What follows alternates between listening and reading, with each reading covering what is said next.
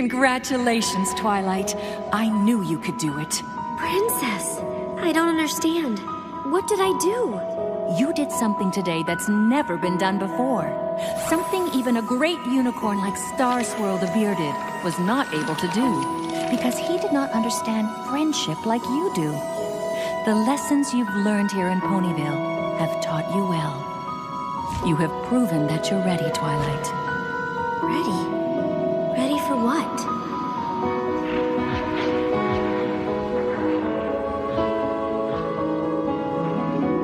You've come such a long, long way, and I've watched you from that very first day, to see how you might grow, to see what you might do, to see what you've been through, and all the ways you've made me proud of you.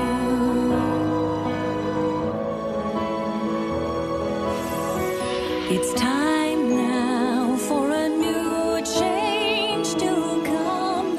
You've grown up and your new life has begun.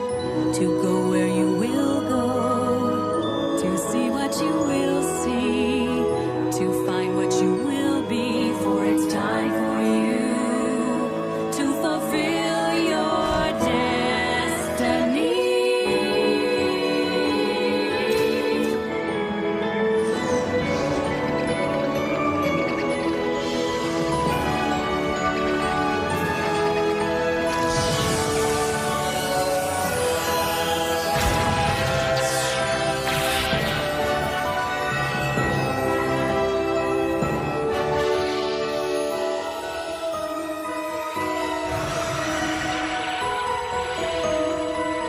Twilight? Is that you?